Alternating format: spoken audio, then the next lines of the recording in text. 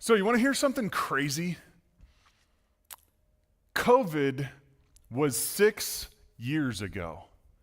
Isn't that nuts to think about? To believe that it was 6 years ago that we were going through all of that craziness? Like, I think my eye still wants to start twitching just when I hear the word COVID. It kind of starts wanting to twitch, and my stomach kind of wants to start squeezing and tighten up. And man, that was a nutty time. And my trauma response makes it feel like it was just yesterday that we went through all of that, but it was 6 years ago, 2020.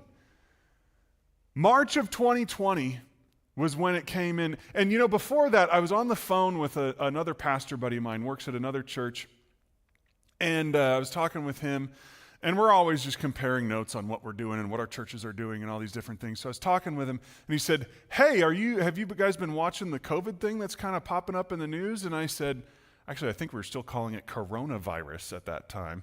"Have you been watching the coronavirus thing that's popping up in the news?" And I said, "No, that's not going to be anything." And he goes, "You're wrong." I said, "Dude, we've survived swine flu. We've survived H1N1. I've survived about 300 different kinds of Asian bird flu. Every year there's something in the news. Why would I worry about this one?" And he said, "Dude, mark my words." He said, "You will someday be telling your grandkids, yeah, I remember living through coronavirus. I remember living through all of that." I said, "No way, you're nuts." He said, "I'm just telling you. Boy, was I wrong." Right? March of 2020 is when some local cases started popping up in the local hospitals, and so I was on a phone call with the management team. The management team is us campus pastors plus our lead pastor, Tyler, and then a couple other key figures and administrators, and so that team meets on a weekly basis and kind of leads the church through a lot of the big level decisions or whatever. It's not as exciting as it sounds, right?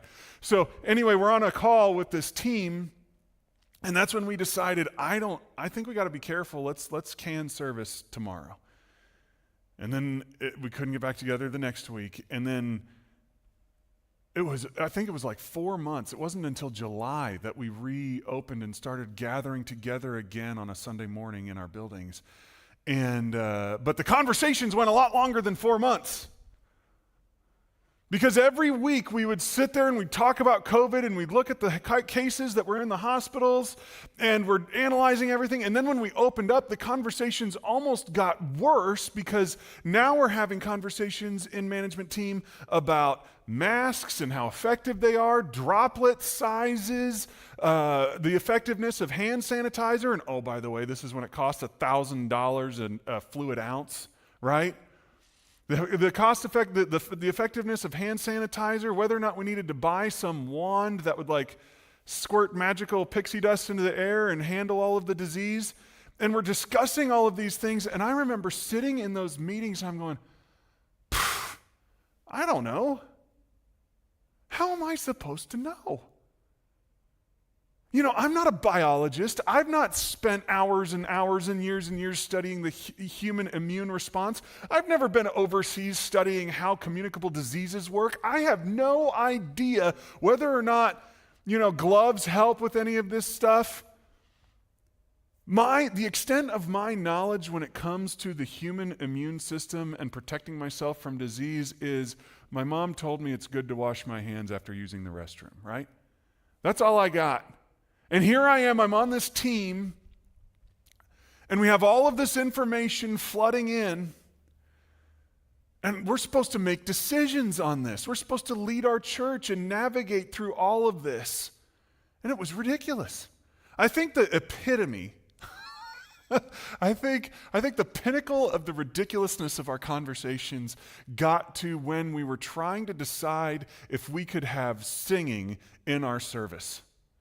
Because singing supposedly sprayed the droplets further than if you were just talking to each other because of the sustained power of holding a note. And I think that was the moment I'm sitting there in the meeting and I'm going, I have no idea what we're even talking about, and I don't know how I'm supposed to even have an idea. This is ridiculous. How am I supposed to know? How am I supposed to know? Yet I'm supposed to be part of this team that's making these decisions. And that's when the light bulb clicked for me. That's when I realized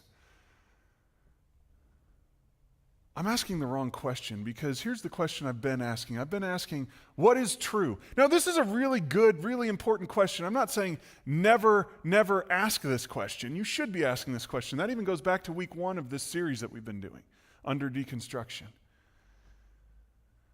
But during that time, with COVID, a much more important question I needed to be asking was, whose voice can I trust? Whose voice can I trust? And that is the question that our whole nation almost split over, right? It's almost like we as a country went through a period and a time of deconstruction. Who are we going to trust when it comes to all of this? Do we trust the government and the CDC and what they're saying about COVID? Or do we trust all this information we're finding over here on YouTube and on podcasts? Do I trust Anthony Fauci and his credentials? Or do I trust Joe Rogan and the scientists he's got on his show? Which one do I trust? For every point, and if you look at the conversations that happened around COVID, people would be arguing tooth and nail for whether or not a mask is effective, or maybe it's got to be N95 or droplet sizes, or maybe it makes it worse. I mean, everybody had their stance on this position, and they would argue fact, and they're just shooting facts at each other like bullets. And I would be looking at that and I'd be going, where are you getting your information from? Because I know you don't know anything about droplet sizes, and I know you don't know anything. You've read this somewhere, you've heard this somewhere. And where did that person get it from? Whose voice can we trust? Who's motivated by what? Why are they saying those things? Really good question to ask. And as a nation, we used to have just one kind of source of voices that we used to listen to. And COVID was a time that either caused or revealed, man, we're starting to scatter and listen to all kinds of different voices now. That's why there was so much disagreement. That's why there's so much vitriol and just words spewed at each other. We were all tapped into different voices, different sources, and everybody was claiming that they had found the voice they could trust, right? Well, COVID was serious enough, but there's an even more serious place that this happens all the time, especially as a person goes, so if you're in the next generation, listen to me right now because I'm talking to you, especially as a person goes from being a child to becoming an adult. This happens a lot. See, when you're a child, there's one voice for you. One voice. And that's your parents. When you're 6 months old, you don't get to have a voice as to what you want to wear or where you want to go or what you want to eat. If your parents think it's good nutrition, that's what you're eating. And all the parents of 6-month-olds are going, have you seen my 6-month-old, right? If your parents think you should wear it, you wind up wearing it. You can't walk anywhere, so if your parents think you should be somewhere, they put you there, and now you're there. So your parents are the filter through which you are interpreting the world, through which you are receiving everything. What your parents, as you become an older child, what your parents think about God, the afterlife, morality, philosophy, what's right, what's wrong, what is truth, all of that information comes to you through your parents.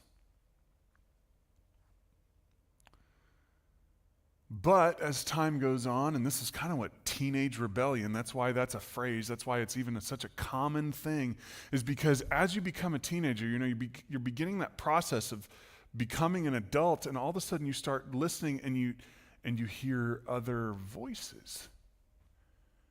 And they don't line up with what your parents are saying. And you kind of start going, well, I want to experiment with this idea. I want to try this. It's funny, teenagers think, I'm doing my own thing. I know what I want. I'm doing this. In reality, you're just listening to other voices. If it was really your own thing, if it was really just what you wanted, sorry if I'm offensive to you teenagers, it's just the way I see it as an old man now. If it was really just what you thought was cool, then why are all of your friends doing the same thing? You're listening to a voice somewhere. Why do your clothes all look the same? Why does your music all sound the same? Why are you doing the same thing as all of your friends? You're listening to a voice and you're all plugging into that same voice, right? And so the question becomes, whose voice can I trust? And often matters of religion, faith, God, church, Jesus, all of this gets lumped into that. This happened to a very dear friend of mine. We were in our 20s and we're having conversations around all of this. And he had grown up like I had grown up in church. But he started having doubts. Started trying to think, why do I believe this? And he starts looking around the world and he goes, if I had been born into Hinduism, would I be as passionate about Hinduism? Would I just think Hinduism is absolutely the right way as the Christianity that I was born into? What elevates Christianity above Hinduism that I feel like this is right and that's wrong? And well, what about Buddhism, or what about Islam, or what about any of these other religions?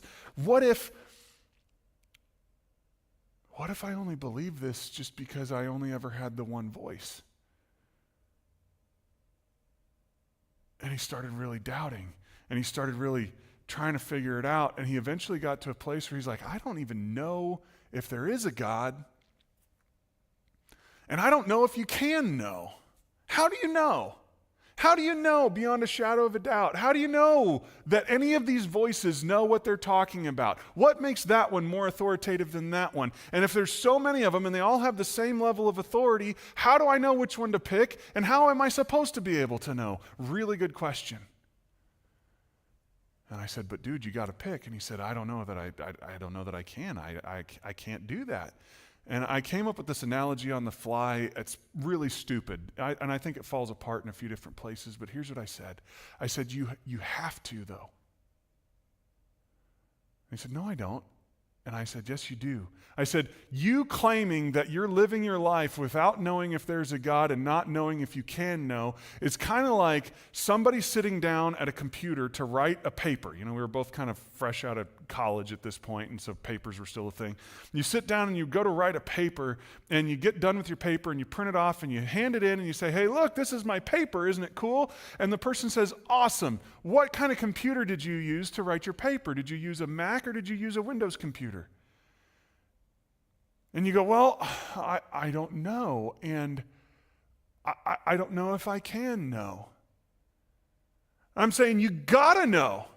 You gotta know. Because the way you interact with that computer is different. You sat there and you wrote a paper and you produced all of this work, and what were you hitting for control paste? Were you hitting control C or were you hitting command C? You operate differently. You make different decisions if you're using a Mac than you do a Windows. And it's the same way with all these matters of God. At the end of the day, you may not know if there's a God. You may not know if there's an afterlife. You may not know what's right and wrong. You may not know where truth comes from or what is truth. You may not know any of those things, yet you have decisions to make.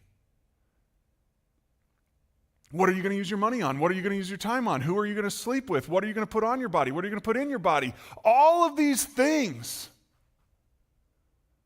You've got to make decisions, hundreds of thousands of decisions a day. And what you think about God, the afterlife, morality, truth, philosophy, all this stuff matters. So it's just like COVID. How are you supposed to get the information? There's tons of voices out there, and yet you are accountable to make some decisions.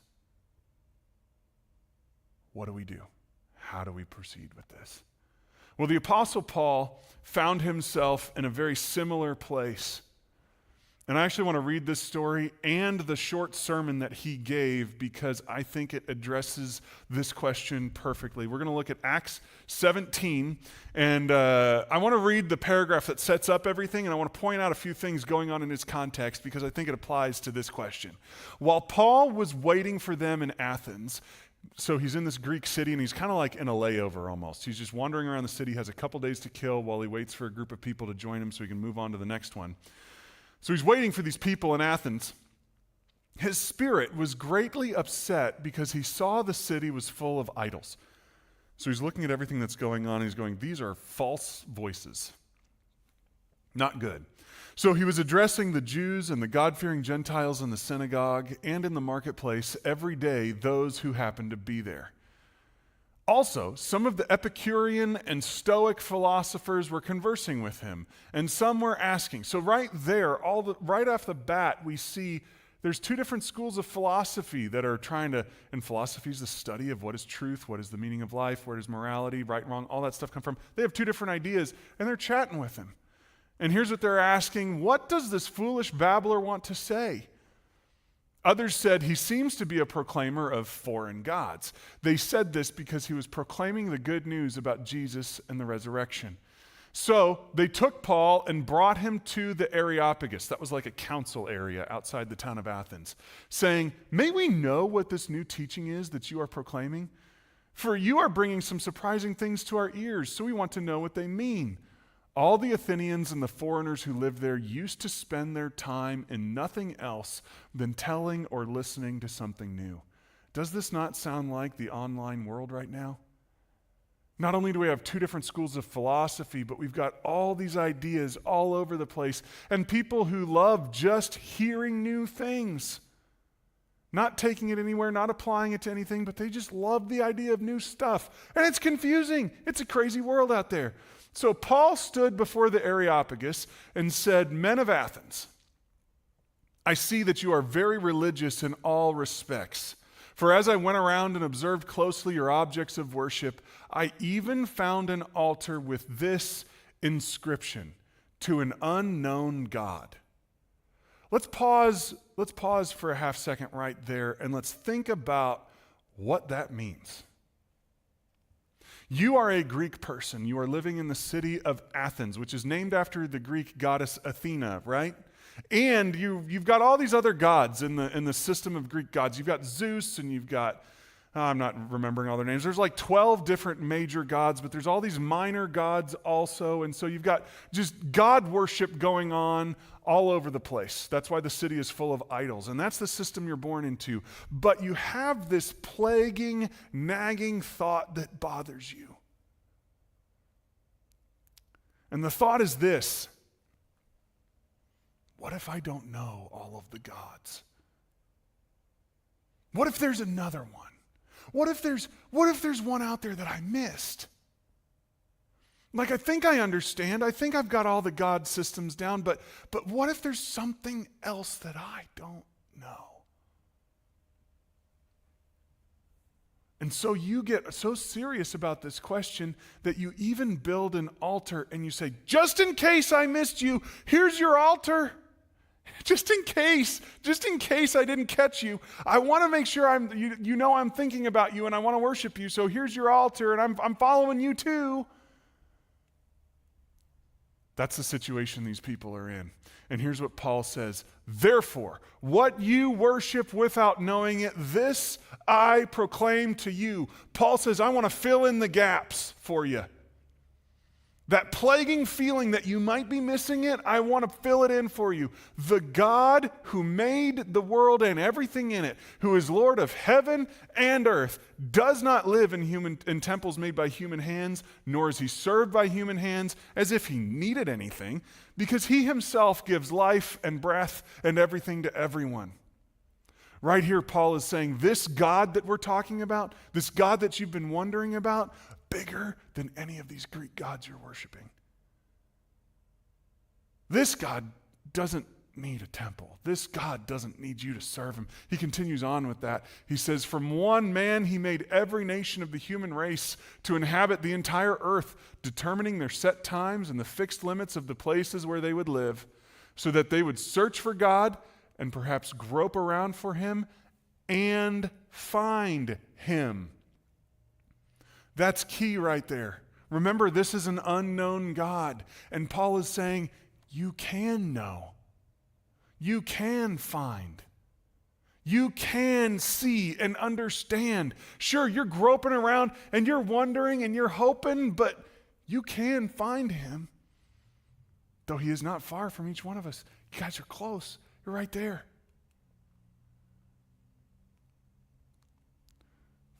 There we go. God, for in him we live and move about and exist, as even some of your own poets have said, for we too are his offspring.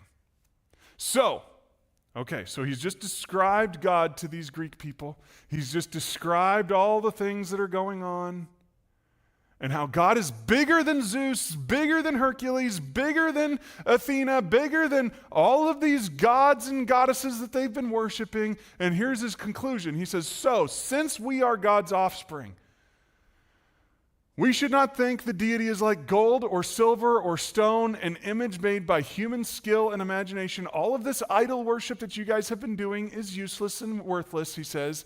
Therefore, although God has overlooked such times of ignorance, he goes, God knows you don't know, and he's overlooking it right now. He's allowing you to live. But here's the news you need to know, people of Athens. He now commands all people everywhere to repent. You got to get on board.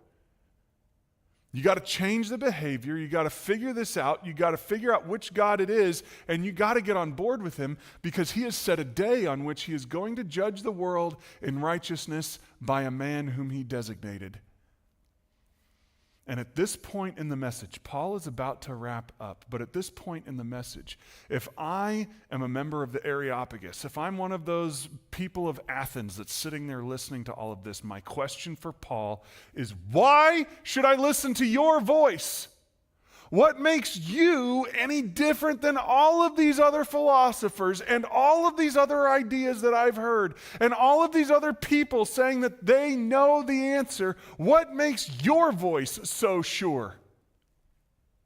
And Paul has saved the knockout punch for the end. Here's what he says: having provided proof to everyone by raising him from the dead. Boom. There it is. Paul is saying, because of the resurrection of Jesus Christ, his voice is the only voice you can trust. And that makes complete sense if you think about it. That makes 100% sense if you slow down and process this for a half second. There is nothing stopping me, Jonathan Brocious, right now from pulling out my phone and starting a YouTube channel and just blabbing away at you guys about what I think is true and what I think is right and philosophy and morality and all of these things. In fact, that's what I'm doing right now with this message. I'm giving you my opinion. But guess what? There's going to come a day when I pass away. I die. And my voice ceases to be heard. And what gives me any credibility about what I think is right or what is wrong? But if there's a dude who comes to earth and, he shows up and he starts teaching about God and he starts teaching about the afterlife and he starts teaching about what's right and wrong and he starts teaching about philosophy and truth and all of these things and how we should live our lives, teaches a whole bunch of stuff about that, and then he dies, but comes back? Well, now that gives a whole new meaning, because he's been to the other side, right? He's been on the other side. He's experienced the afterlife. He's experienced whatever is out there or whatever or whoever is out there. He's experienced the whole thing, and he comes back and he says, it's true. It's right. All of a sudden, that guy has first-hand knowledge. So when he speaks about what is true, we need to listen to it. When he speaks about what's right and wrong, we need to listen to it. See, all of Christianity, all of this Jesus stuff hinges on the resurrection. If you believe that Jesus Christ rose from the dead, you better study the snot out of his words and do the best you can to live them out, because that's the only voice that has been to the other side and can tell you what is coming for you. But if you don't believe that Jesus rose from the dead, well then, Christianity is just another voice on the shelf. Take your pick, whichever one you like better. And I don't know how you would know which one's right and which one's wrong. But because of the resurrection of Jesus, his voice is the only voice you can trust. You know, we in the church, we in Christianity give the Apostle Thomas a rough time. We call him Doubting Thomas. But let's take a look at that story and let's look at what really happened. It said, now Thomas, called Didymus, one of the 12, was not with them when Jesus came. The other disciples told him, we have seen the Lord. But he said, unless I see the wounds from the nails in his hands and put my finger into the wounds from the nails and put my hand into his side, I will never believe it. Thomas is having a reaction that makes complete sense.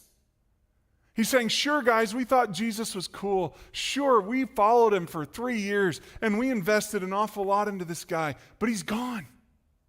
Who's to say whether what he said was right or wrong? He's gone.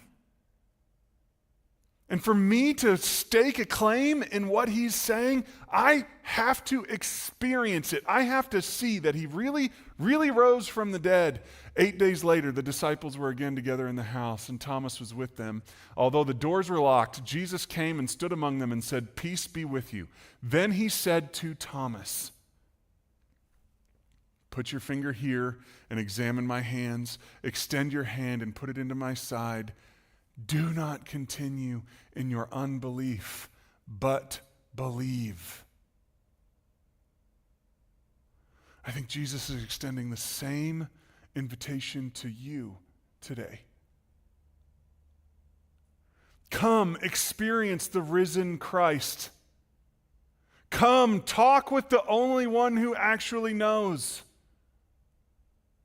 He's not shaming Thomas here. At least that's not what I think. That's not what I see. He's saying, do whatever you need to do. Figure it out, man. Figure it out. Test me and see if I actually rose from the dead. Because it's important that you don't continue in your unbelief, but that you start to believe. Thomas replied to him, my Lord and my God. Is that your response to Jesus?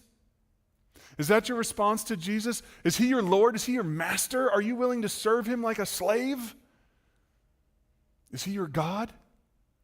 Jesus said to him, have you believed because you have seen me? Blessed are the people who have not seen and yet have believed.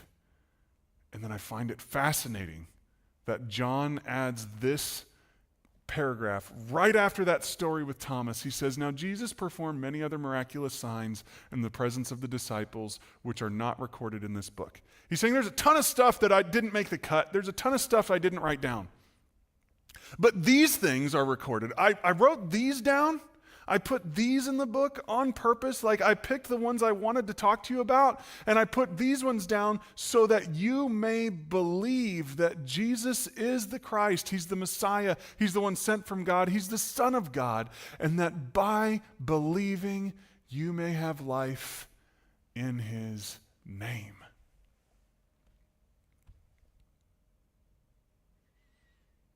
Which leaves me with this question. Do you believe? Which voice do you trust? Which voice do you believe? Is he your Lord and your God? Or is this just another voice among many, many voices? Let's pray. God, I want to say thank you for Jesus Christ, and I want to say thank you for his death and his resurrection. I want to say thank you that he went to the other side. He experienced the things that I have never seen, never heard, don't understand, but he's come back to tell me about them, and God, I believe in that voice.